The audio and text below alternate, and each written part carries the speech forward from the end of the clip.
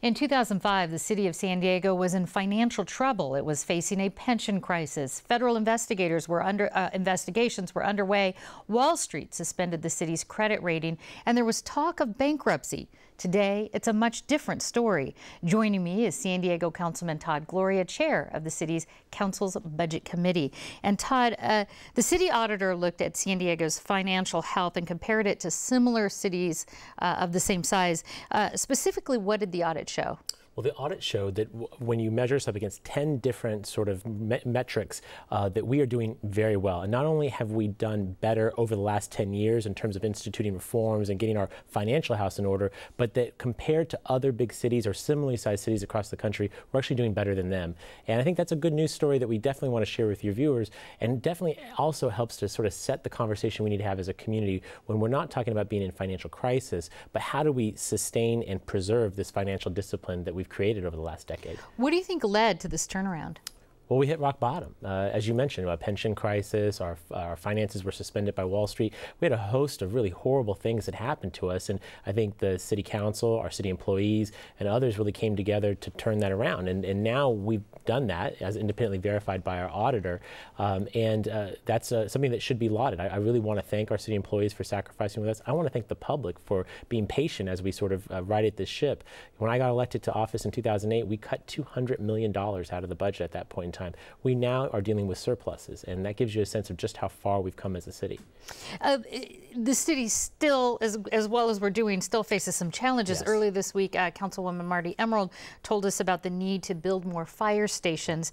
And as you know, there's still an infrastructure backlog. So tell us about those issues. Well, that's what this report actually shows, is that if there's an area that needs improvement, it is our infrastructure. And I would say that 10 years ago, yes, the city's finances were the biggest and most pressing problem. Today, it's our infrastructure. Your viewers see this all the time, the broken streets, busted sidewalks, broken water pipes. We've got to do something about that. That metric actually shows up in this report, and really I think is a story that needs to be tackled by the current council and by future councils. We solved the city's financial problems over the last decade. It's going to take at least that long to fix our neighborhoods.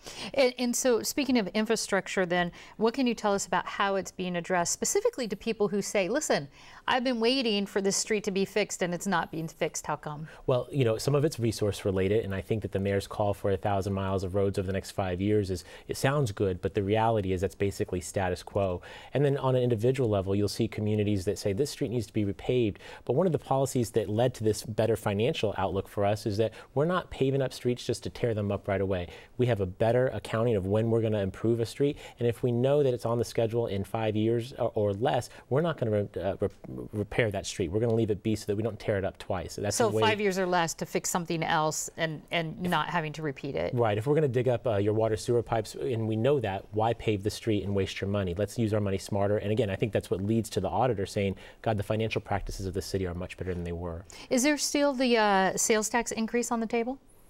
Not from the city. I think that certainly at the state level there's a discussion of that, maybe even at the county level when you look at Sandag trying to provide for our transportation network, but the city's not proposing any tax increases.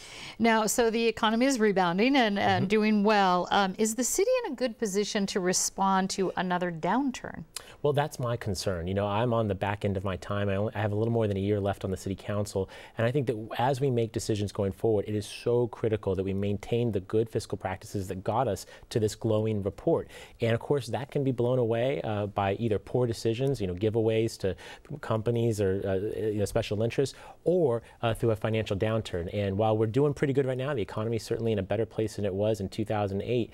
That doesn't last forever. And so I'd hope that my colleagues and future council members will keep that in mind. Do we have any safeguards right now that you can think of? Well, we do. One of the things that doesn't come clear in the report is our reserves. We didn't have much of any reserves just a few years ago. Now our reserve targets not only were met, but we raised them further, and we've met that as well. And so we're doing really good on keeping that cash in-house. The reason why that's helpful is that lets us borrow at a lower amount, which again is another way that we save taxpayers money. So the financial practices that we're doing are good, the reserves are healthy, and that will steel us against certain cost overruns, unexpected events, but not against a recession of the caliber that we just saw.